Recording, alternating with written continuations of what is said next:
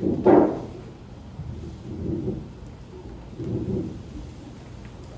now we know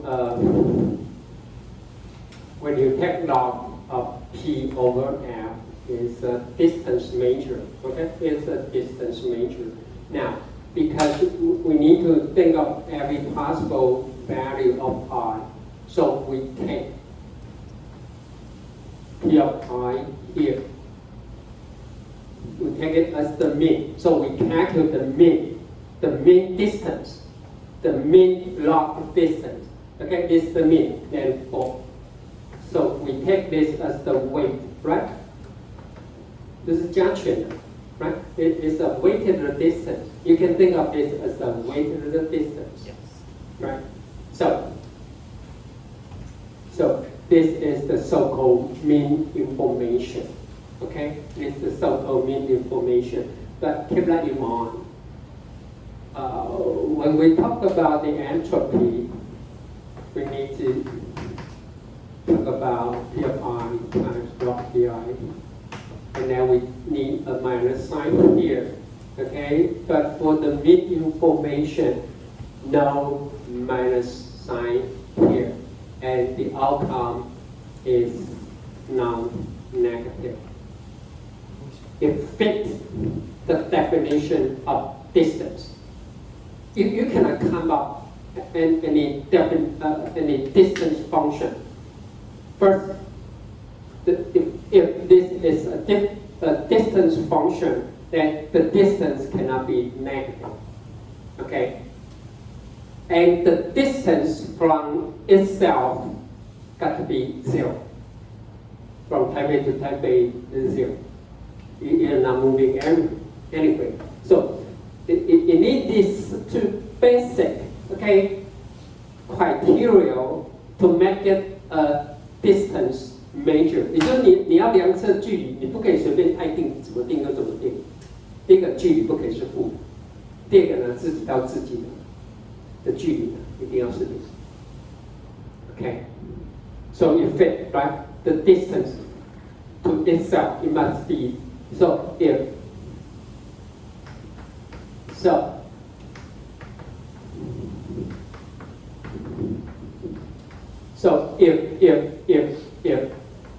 Pi equal to Fi, which would mean what? The estimated probability is exactly the same as the observed. Then in that case, then it will be log 1, and log 1 is 0.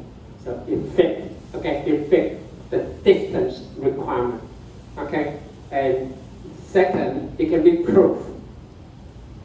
This measure cannot be negative, okay? The minimum value is 0, okay, when P equal to F. Okay, that's what we are. So actually, this can be another objective function to find. But for our application here, we are not going for the parametric approach. We still assume it is Gaussian distribution, but we don't need to estimate the mean, the standard deviation. We don't do that. Okay, we don't do that. We simply just calculate. It is a non-parametric approach. Okay, but anyway, we still make assumption the the estimate or the predict histogram is Gaussian distribution. Okay, it's Gaussian distribution. Now, this is the so-called weighted the mean information or simply mean information. But in our field, especially deep learning, it's the so-called relative entropy. It's called relative entropy, or the very famous one called Carroll divergence. Carroll, it's two authors who developed, who proposed this information. Okay. So actually, if we go for the parametric approach, then we need to estimate, right? The mu1, sigma 1, mu2, sigma 2, and q1 the prior. That will minimize. The difference is the minimum. Now, again, this is exactly the same here. So first, keep that in mind. This equation is so-called relative entropy or Carroll divergence. Okay, very important. Must keep that in mind. Okay, even you might forget it after, but you got to know where to find this function. Now, so this mean distance or relative distance can be written down like this. If everyone following, because we A divided by B take log is equal to log A minus log B, right? Right. This is exactly the same, just like this. Everyone know what I'm saying? Okay? So, now,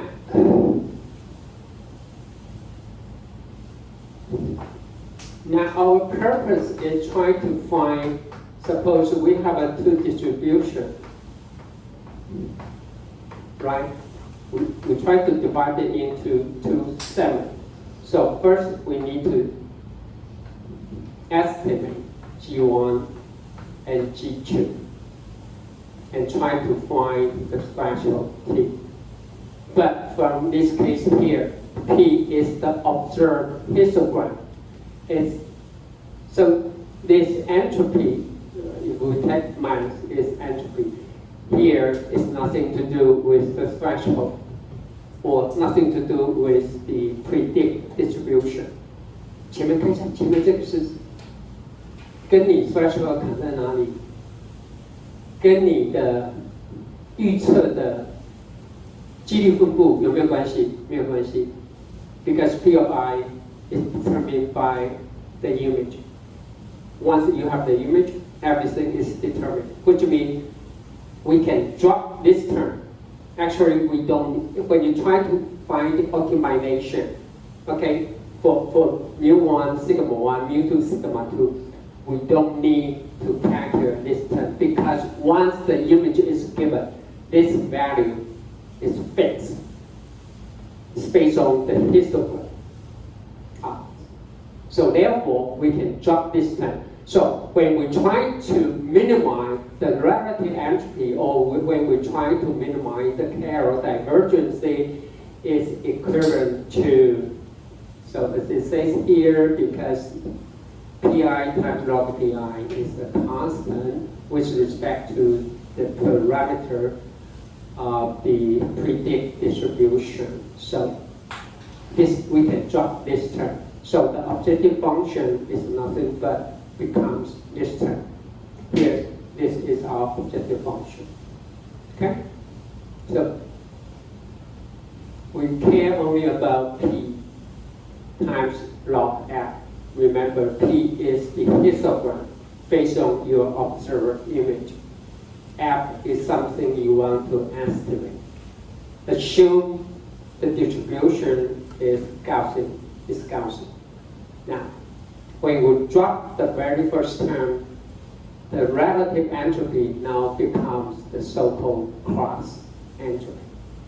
That's how we use this a lot when you set up the loss function in deep learning. 深度学习里面用的损失函数很多。In deep learning, we use a lot about the mean square error. The other one is this, okay, cross entropy or the Carroll divergence. Most of the time when we use the Carroll divergence, we use a regularization term. I'll mention that. Okay. What do I mean by regularization? But anyway, cross entropy we use a lot. Okay. So this is how we define it. Let me say it again. P is the observed probability. F is the estimate or predict the probability. We still need a minus sign here, okay? It's a measure of distance. It's still a measure of distance, okay? Now, we assume G1 and G2 are Gaussian distribution. So first, P is the threshold. Currently, the threshold is selected, okay? Which means you need to try out the threshold value equal to 1, 0, 1, 2, 3, blah, blah, blah, up to 255 for 8-bit display. So this because we simply assume our predict distribution is Gaussian. Okay, it's Gaussian. So first we put a Gaussian Okay, equation here, 高斯函数 or normal distribution, you prefer a normal, okay, the name. Okay, so we have two parameters. One is mu1, sigma 1, and q1 will be the prior, okay, the prior, okay. So if the graph value is less than t, okay, the current is the value you set up for the threshold, then we say the predicted distribution will follow the second Gaussian with the parameter mu2 sigma 2 and the prior q2. As you know, q1 plus q2 must equal to 1. Q1 plus q2 here than e. So we still have fine parameter, but as I mentioned, we don't use the parametric approach, okay? Because parametric approach involves optimization, and which could be computationally very inefficient. Okay, so now our objective here, this objective here, we need to replace P of I will be fixed, but we need to replace F of I with the first Gaussian if I is less than T, or we replace it F with the second Gaussian if the graph value I is less than T. So that's what we get here, okay? So this is F log F1, log F2, okay? And as we know, log and the exponent, they are inverse function to each other. So we can cancel out, right? We can cancel out this function. But anyway, you are interested, okay? I show how it works here. You can see. And finally, this is the final, okay? After some combination, this is the final thing you can get here, okay? The final thing you can get here. Okay, pi times, as I mentioned, log and e, they are inverse function to each other, right? 因为它是互为反函数，所以就删掉，意思就删掉。Okay, what we left is this term here. Okay, is this term here, so you can see something. Okay, and after some combination, then this is the final term you can get. Of course, you can drop this term. It's nothing to do with the threshold, right? It's nothing to do with the threshold. But you still need to calculate Q1 and Q2 and sigma 1 and sigma 2 for a given threshold P. Okay, that's the final we can get. And actually, we can further simplify this notation to, okay, I will skip the details. You can just follow the details and see this is the final thing you can get here, okay? As I mentioned, Q1 is just a cumulative probability from 0 up to T, okay? And mu1 is the conditional probability, okay? mu1 the conditional probability. And sigma 1, the variance. So that's it, okay? Then you can, once you have Q1, mu1, sigma 1, you can calculate the mu2. mu2 is 1 minus Q1. You can calculate mu2 starting from T1 and up to 255 with the conditional probability, okay? And then actually the final objective, we can try to minimize. We can simplify it as this equation here, okay? This is the final equation. Q1 for a threshold P. Then you need to try out every possible threshold and select the one that will return the minimum value for the cross entropy. This is based on cross entropy. Okay? Well, but actually when we talk about the cross entropy, we talk about the relative entropy. We talk about the Carroll divergence. Okay? It means similar. Okay? So if you need to write your own programming code, you need to starting from here. Okay, calculate Q1, then mu1, then sigma 1, and try out every possible value of T. And then you calculate Q2. mu 2 and sigma 2. Okay? And then you can calculate the cross entropy based on this equation. So it's quite simple. And after you try out every possible threshold, starting t from 0, 1, 2, and up to 255, then you pick up the one that will return the minimum cross entropy value. And that's it. So this is non-parametric approach. We don't need to use any optimization to estimate the prior, the parameter mu1 and parameter sigma 1, but instead they are calculated. OK？ 它是用算，不是用最佳化，听得懂？ So we don't go for parametric approach. Okay? We still stick on non-parametric approach. Once t is given, the prior is calculated. Okay? The mean is calculated from the observed histogram and also the variance.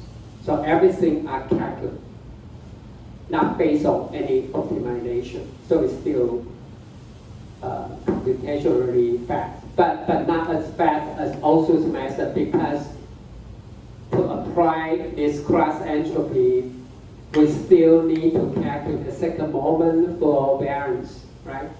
But for Osu's method, the only thing you need is just calculate, right? Remember? We just calculate. We try to maximize in between group variance, right? And it's Q1 and Q2.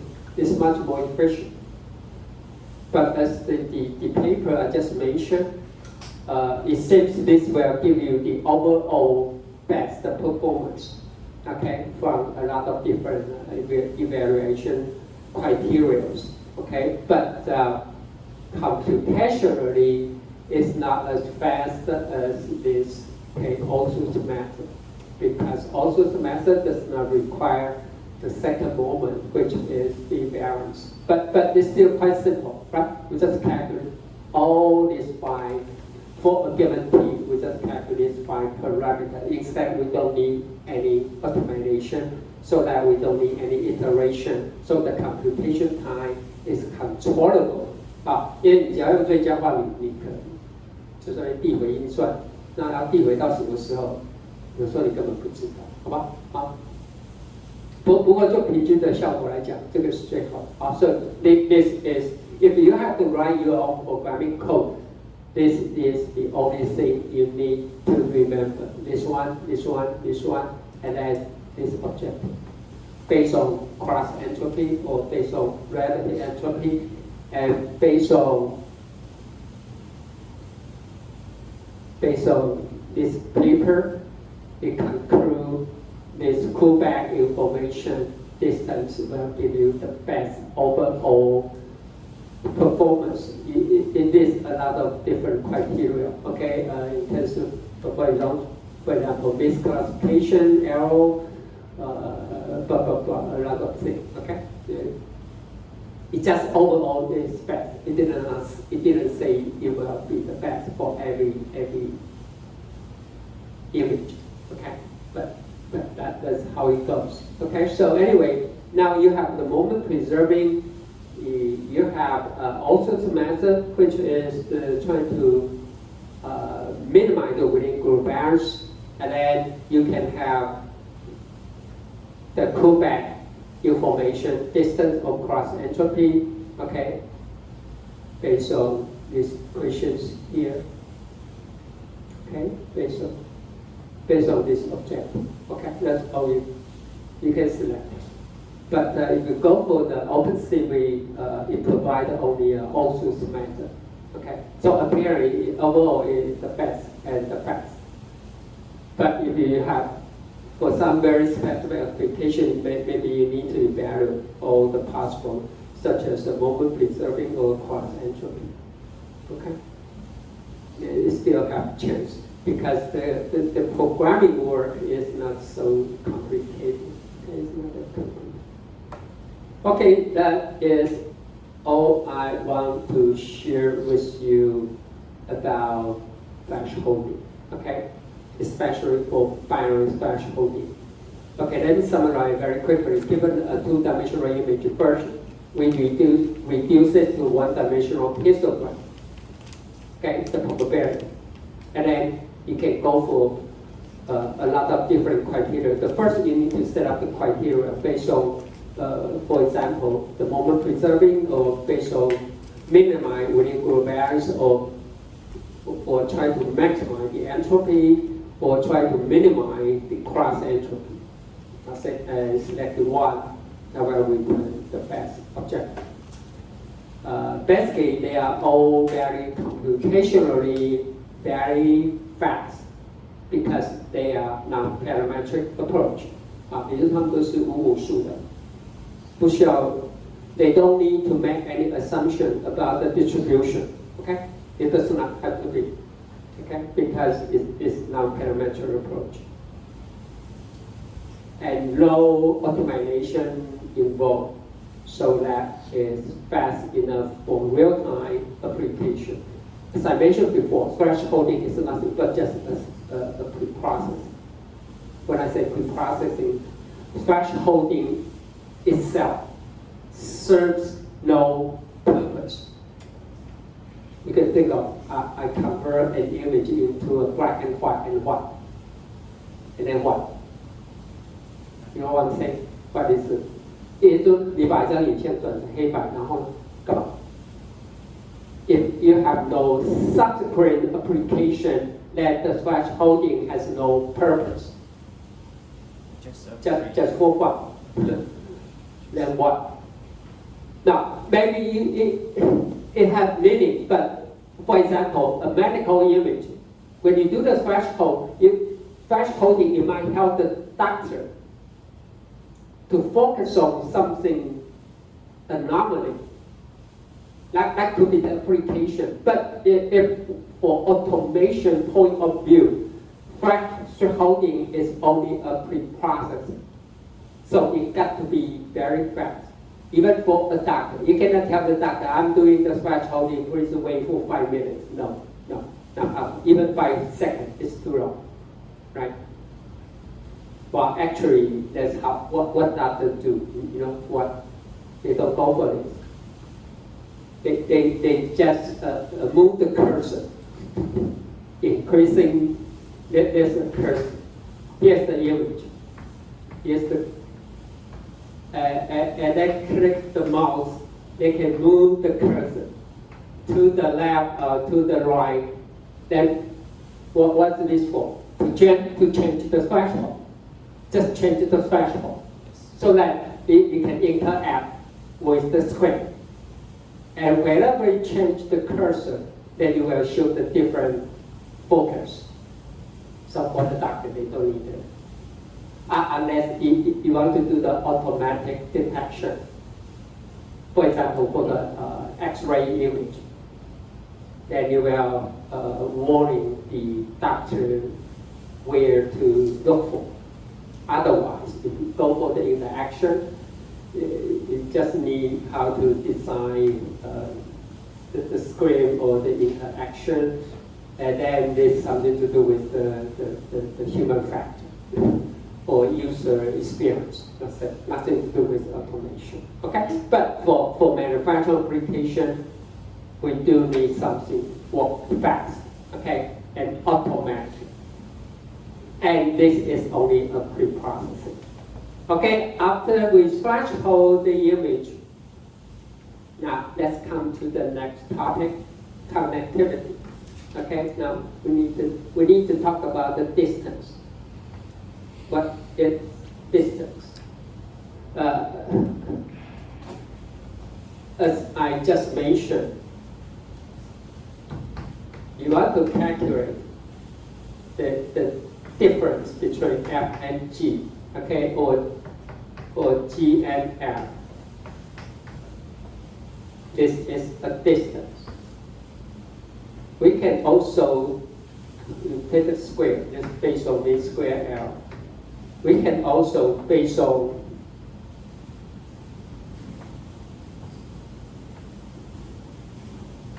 F and P. But as I just mentioned, they are not equal. Okay?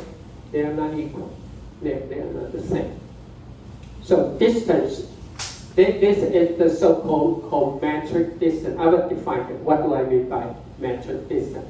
This is the so-called non-metric distance, which you are not familiar with, but we use a lot in computer vision.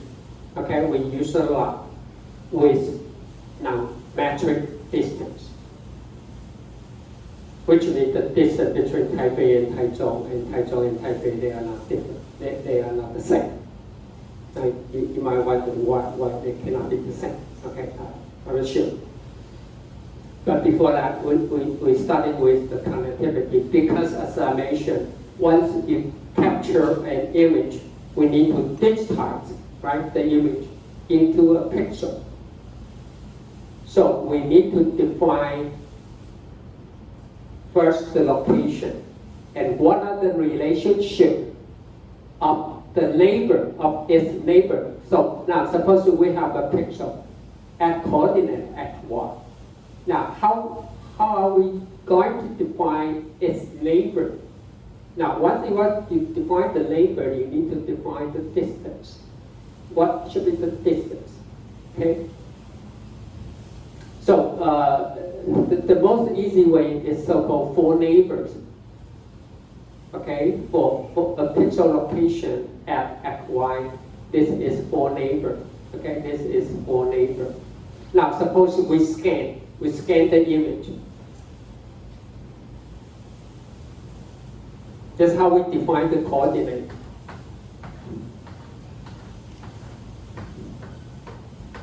We scan the image from left to the right. Okay, from top to the bottom. Okay, so we're starting from here, and this is our ending point.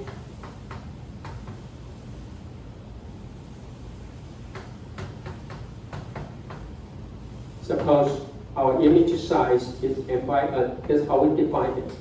So that's why it's 4 neighbor will have the coordinate. Okay, then this the minimum unit is 1 pixel. It's 1 pixel. This is 4 neighbor. Okay, this is 4 neighbor. Most of the time we don't use 4 neighbors. Instead we use 8 neighbors. Okay, which means we use not just these 4 neighbors, but also include these neighbors in the diagonal column. 就是这个叫8 neighbor. Okay, so this is the most simple way to define the neighbors of a pixel, which means we look for this 8 direction. Okay, this is 4 neighbor, and then you will find another 4 neighbors on the corners.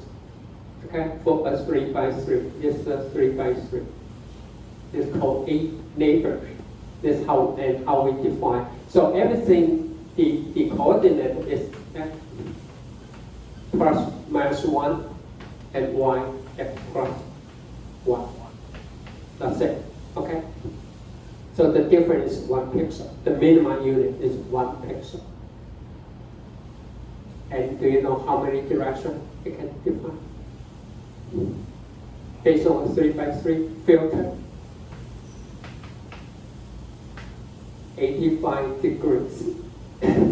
Okay, don't expect you can find 5 degree direction from a 3 by 3 filter. Okay, because the minimum distance is 45 degrees. Keep that in mind. Okay. But with 3 by 3, actually, we can estimate better than, or more accurate, better than 45 degrees. I'll talk about that later on when we talk about the age detection. Okay. But anyway, if you go for a 3 by 3 or 8 neighbors, the minimum, the difference or the resolution of the direction angle is 45 degrees, 45度。只有你可以做，这只有45度 ，OK， 只有45度 ，OK， So let's say this is how we define is a neighbor.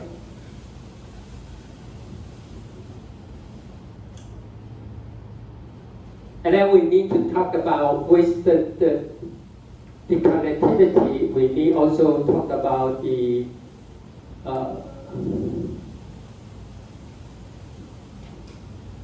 we say if this point is connected to this point, we need to set up, they must share some common intensity or color or texture, okay?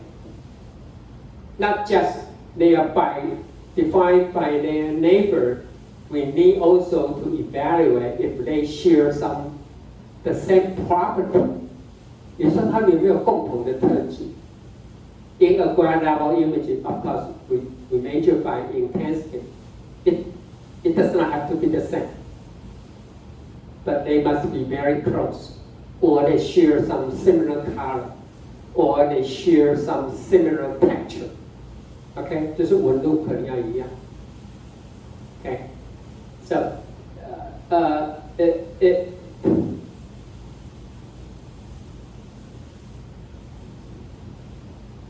do you know something about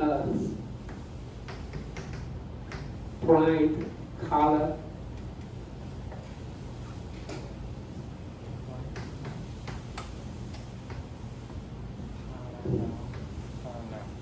Right? Parallel. P-A-L-L-E. Parallel. You know what I'm saying? Yeah. Parallel. 那个色盲表，看过色盲表。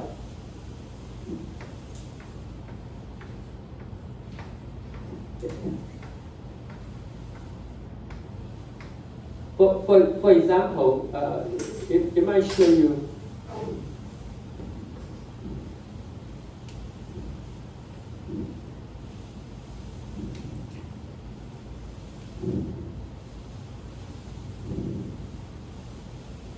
No, I try to make it. Look, I have two. But, you know what I'm trying to say. But visually, you need to connect this together, right? But they don't fit this in neighbor. So it depends on your application.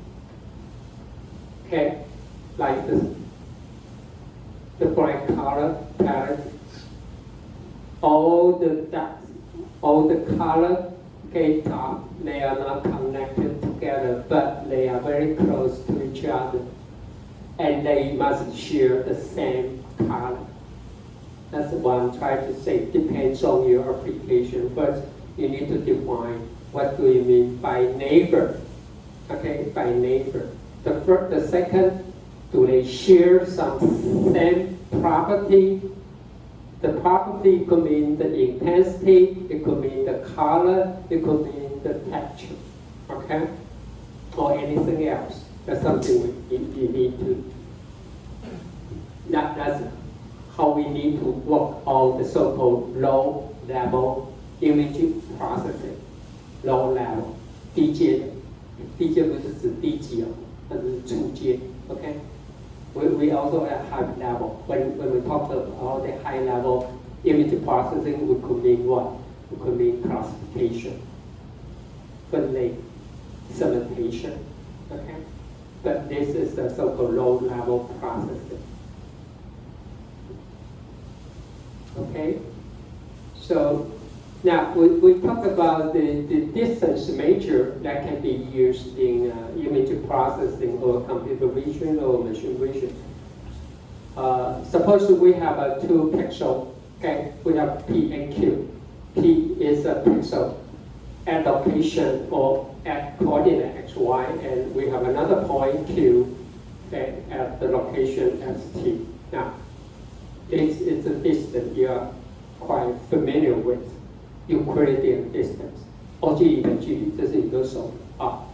Euclidean distance, that's how we define it. Okay, x minus x, take the square plus y minus t, take the square and then the square root. Okay, this so. And the distance from P to Q will be the same as the distance from Q to P. P 到 Q 跟 Q 到 P 都一样。Okay, Euclidean distance. Then you learn this since elementary school. That's something you know. Now here we need to talk about this. Remember, whenever we talk about the distance calculation here, you involves what? The subtraction in the x-axis. And I will take the square and plus the difference in the y-axis. Then we take the square, sum them up, and then what? Take the square root. You need to do this for what? You need to try out a 1K by 1K image. And if you want to calculate the distance for every two possible locations, how many? It's too large. Okay. So we can try to. We don't need this accurate measure of the distance. Instead, we simplify it with the so-called default distance, or so-called city block or Manhattan distance. They are all the same, which means what? We take the absolute value difference in the x-axis and y-axis. It's much easier. Because we don't need what? We don't need the square. And we need only this one sum addition. We don't need the square root. And this, we can take this as an approximation to the Euclidean distance.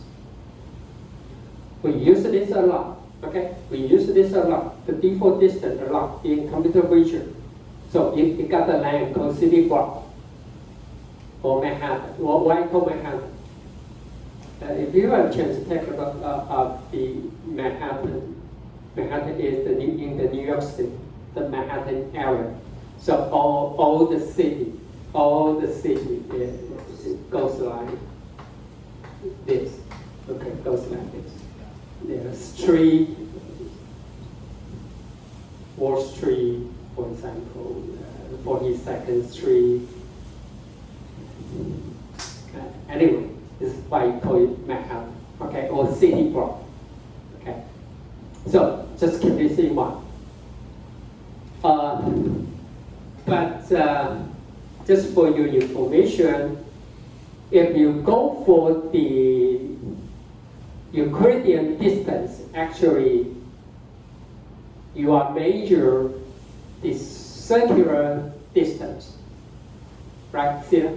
This equation, take a square, if less than r squared, if define the neighbor, okay? We define the neighbor that it forms a circle because actually this equation is a circle. Or if we take for the city block or Manhattan distance, we simply assume the absolute value difference is less than sum of, then you will form a diamond-shaped distance. So Euclidean distance is a circle, okay? City block distance is a diamond. It's a diamond. It looks like a diamond shape. So here is what I'm saying. The center is the pixel point, and then see that it's neighbor. The neighbor. If we go for the city block, its four neighbors have the distance of 1, 1, 1, 1. See it? And then its distance with respect to the center, this will be 2, 2, 2, 2, 2, 2, 2. So it forms a diamond-shaped distance. But if we go for the Euclidean distance, now its four neighbors, okay, its four direct neighbors have a distance of 1. But these four corners have the distance square root of 2 with respect to the center. And then the further will have the distance of 2. So somehow it forms a circle. Okay, it forms a circle. So that's how we define the distance. But you don't need this accurate distance. Usually we go for the city block distance. It's much easier to calculate. Okay. Why you care about 2 or square root 2? Right? Unless you need some very accurate measure. Because square root 2 is a real number. As I say, if you can do that with integer, go for integer. It's much faster compared with the calculation, or especially the mathematical calculation of real number, because square root 2 is the real number. Okay? Okay, so this is the example. Here we have another distance measure called D8, or it's also called the traceable distance. Now, we calculate the distance, the difference between x-axis and the difference in the y-axis, then we pick up the maximum one. That's it, okay? It's a little bit different, because for the city block, we take the difference in the x-axis and the difference in the y-axis, then we plot, right? But for this one, we select or just retain the maximum one. Which one is more computationally efficient compared with the city block? Which one? You know?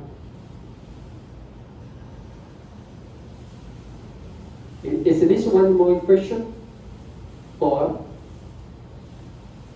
this one? Which one? The previous one, that one. Right, this one's much more efficient. If you can do the arithmetic computation, don't go for the logical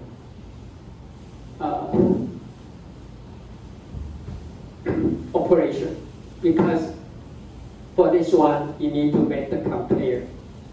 Which one is larger? Basically, it will take longer. Now, for the nowadays PC is still very fast, but if you want to care about you want to save every bit of the computation time, this is less effective, okay? Because it needs to do some logical condition.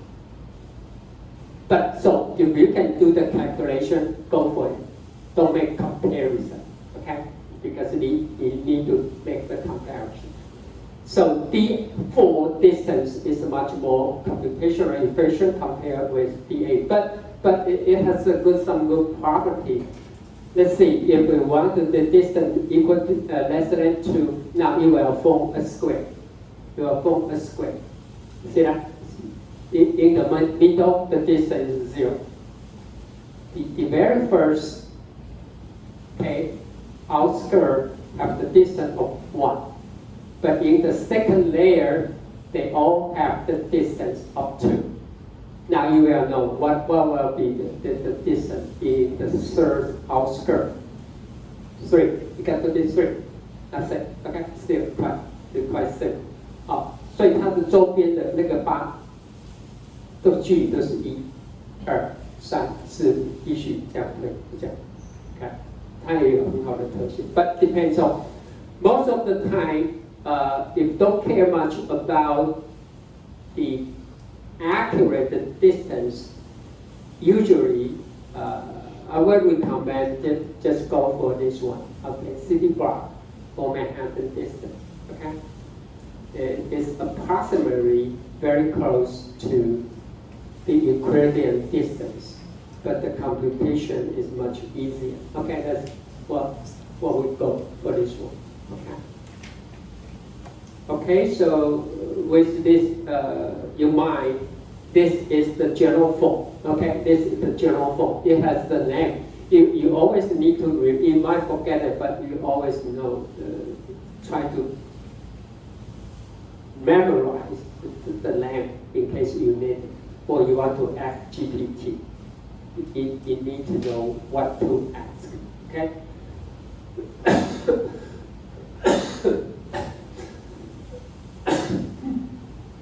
This is the name code means Kopsky distance.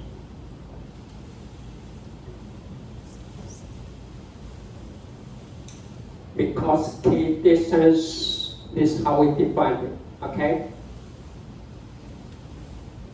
If we have a two vector, okay, so usually it's two dimensional, but it does not have to be two dimensional. It can be three dimensional, four dimensional. It could fine. So x, xi, yi are the element for vector x and y.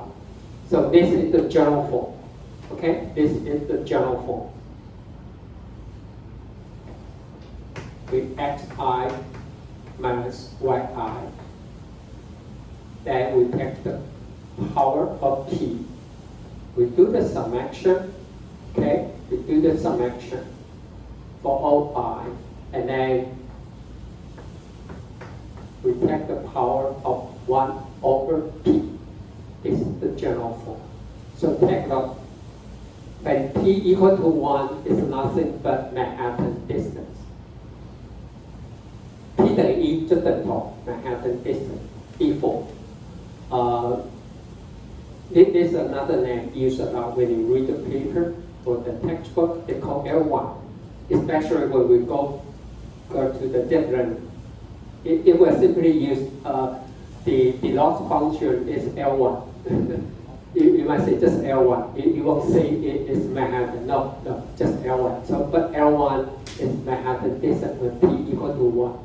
Okay, a very specific form for the Kopsky distance. But when p equal to 2, it's nothing but Euclidean distance.